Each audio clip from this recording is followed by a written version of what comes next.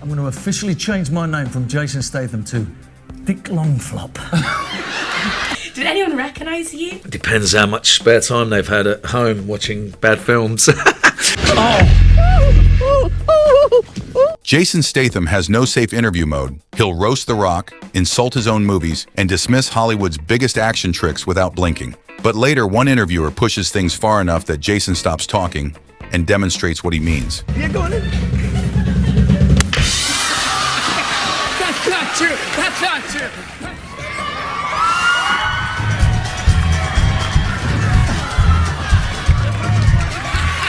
Is that your mum? 1. Jimmy Fallon kept challenging the wrong man. Jimmy Fallon spent years inventing increasingly ridiculous ways to compete with Jason Statham, and Jason somehow treated every single one like a championship final. I'm going to officially change my name from Jason Statham to Dick Longflop. Even arm wrestling isn't enough. Fallon makes them trash talk during it, and Jason responds by threatening to rename himself something completely unbroadcastable. 1, 2, 3. One, right? Yeah. Is it 1 or 2? A few lost hands of cards later, Jason has apparently decided the real prize is publicly ending his friendship with Jimmy. Just give me a gift. Give me a gift. Give me one. Jason doesn't even win the round. Jimmy just lets him take the giant hand anyway, which is a brave amount of trust to place in Jason Statham. Jimmy's in behind. Here comes red. Here comes blue. And Jason Statham is the winner! The hamster ball race might be the purest version of this relationship. Jimmy thinks they're doing a comedy bit, while Jason appears genuinely offended by the idea of finishing second. And if you like celebrities showing their zero-filter energy, like and subscribe, because Jason is only getting started. What is that outfit? You know, if you... I was wondering from, say, a female point of view. Fuck, I fucked that wrong. I should have fucking looked at that. Let's go, let's start again. Sorry, the No! 2. The bloopers kill the action hero act. On screen, Jason can survive assassins, explosions, and entire armies without changing expression. Apparently, the real threat to Jason Statham is another actor saying one stupid thing at the wrong time.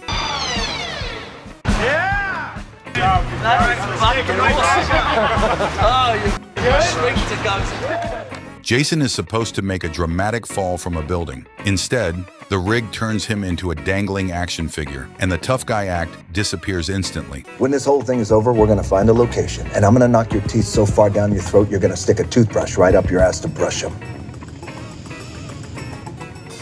And The Rock found another weakness. Give Jason a ridiculous enough insult, and even the famous Statham stare apparently has an emergency shutoff switch. Seriously, what is that outfit? Mrs. Closet. Mrs. Claus, like Santa Claus's wife. Almost like holidays.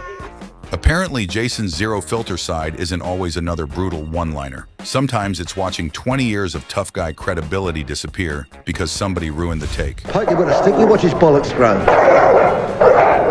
Do you like a dogfight, Turkish? Do you think it was appropriate to supply economy biscuits and snacks for the actors, you cheapskate bastard? 3. When the camera stops rolling. In 2000, Jason was barely famous but already roasting his director, turning the Snatch movie set into his personal complaint department. Hold on. Oh, you can't do that, Jay? Yeah, I can do that. Well, I've just done it. you can't fucking do that, Jay. Most actors bond with their directors over movies. Jason chose the much more competitive option, insulting Guy Ritchie over a chessboard.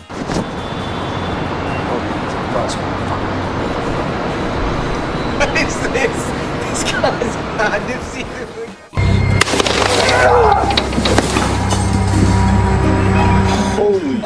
Jason can survive almost anything on screen.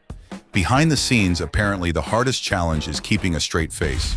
I never get a chance to be romantic. I'm always hitting people around the head and saying, I'm out of bullets, give me the car keys. 4.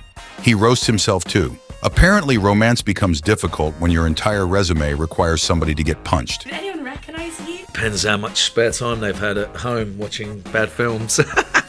Most actors thank their loyal audience. Jason casually questions their taste and keeps moving. It just depends on their sort of DVD collection, doesn't it?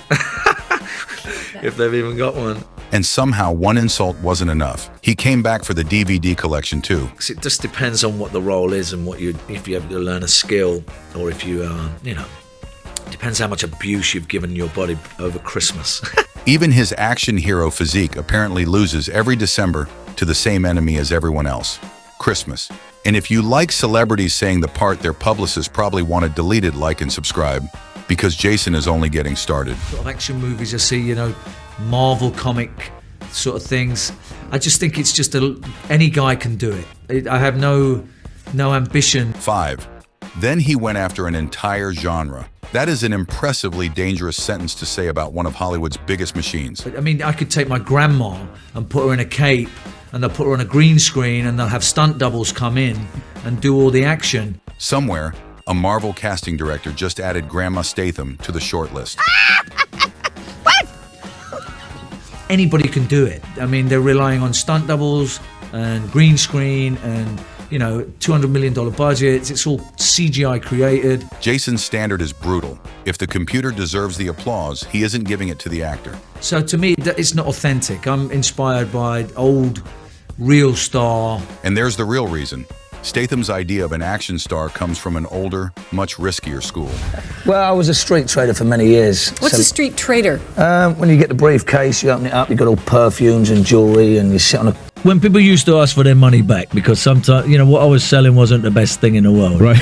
But I used to let people's greed get the better of themselves. 6. And this isn't some fake working class persona. That's one elegant way of saying the customer had just discovered why the deal seems suspiciously good. It's when I'm working in the street with jewellery, it ain't solid gold. Right. But some people were stupid enough to think it was solid gold. So when... He isn't even pretending the jewelry was good. His defense is basically, you really should have known better. When they discover that they're a little bit too stupid and they want their money back, I ain't got no carpets and chandeliers. I ain't giving receipts out. Yeah. So apparently, customer service becomes much simpler when your entire shop can disappear before the customer returns. Money back ain't a thing with me. Right, so right. Sometimes I used to feel bad about that, but there was certain people that, And there it is. The refund policy was apparently just Jason deciding whether his conscience had shown up that morning. the stunts are easy, It's like rolling around. I mean, that's easy too, of course. Rolling around with a naked woman. Come on, George. 7. Jason's stunt logic is completely unhinged. Apparently, Jason finally found one scene where he had absolutely no interest in requesting a stunt double. In the earlier days, a lot of the hard and difficult stunts, we used to shoot them on the last day of filming, so if it went wrong, at least they still had a film. That's less a safety plan and more making sure Jason couldn't bankrupt the movie by breaking himself too early. And he's like, you silly bastard. He says, call yourself the tough man. He said, I'm in the water with half a dozen sharks, me and my pregnant wife. Jason can jump off buildings for work, but throw sandwich meat near 6 sharks, and suddenly self-preservation wins. Thinking, hang on a minute, how am I going to get out of this? This is how it ends. 8. He almost died and still roasted Stalin. Jason finally meets a stunt so bad that even he stops pretending everything is under control. Was cut a vein. I got broke a nail. I snapped my shoelace. No.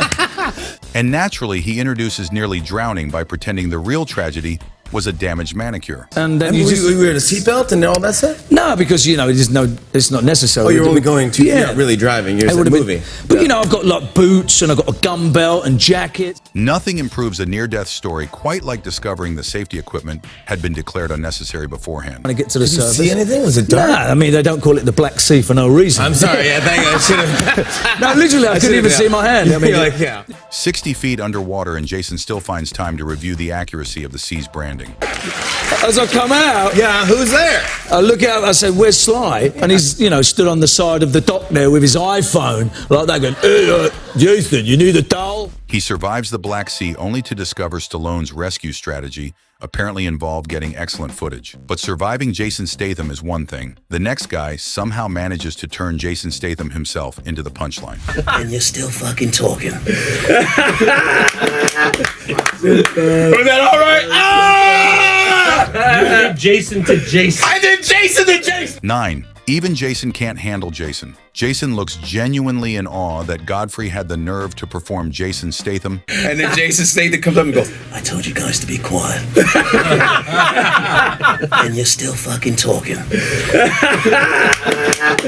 Directly to Jason Statham. His entire action persona gets reduced to an angry librarian, and Jason just has to sit there and take it. You know, I end up in bed with Melissa. And it's funny because that day, you know, we was in bed and like her husband and her kids were there. 10. Melissa McCarthy was his weakness. Still with Jimmy Fallon, Jason casually turns a spy love scene into the world's most awkward family visit. And they walked in and they went, Mum, what are you doing? You know, they were pretty shocked about the whole thing. The husband wasn't too happy either, Ben. No, Ben, yeah, no. Take your hands out from under the duvet. The kids were confused. Her husband apparently understood the situation perfectly and liked it considerably less. Real-time reaction. So he gives you things on post-it notes. So the first time you're saying it is actually on camera. So that explains the cracks. Paul Feig was basically weaponizing surprise against two actors trying desperately not to laugh. What I'm going to say, I don't know what she's going to say. And, you know, the tough part is keeping a straight face. Yeah, exactly. It's really difficult. Gosh, there's the perfect accent and you're the perfect guy to deliver these things. For a man whose entire brand is the straight face, Melissa somehow found the off switch. You know, he wishes he could get in a McLaren. He can't. He has to drive a big truck. 11. Nothing about The Rock was safe. Jason gets asked for dirt on Dwayne and immediately attacks the one thing even his money can't fix, being enormous. He wishes he was a size 10 shoe instead of size 22. You know, he has to buy underpants that I could make a tent out of. And apparently once Jason starts exposing Dwayne, shoes are only the beginning. Even the man's underwear becomes public information. Yeah, let me be clear. Yeah, he's a little jealous of me, you know. He doesn't like, you know, my sophisticated ways.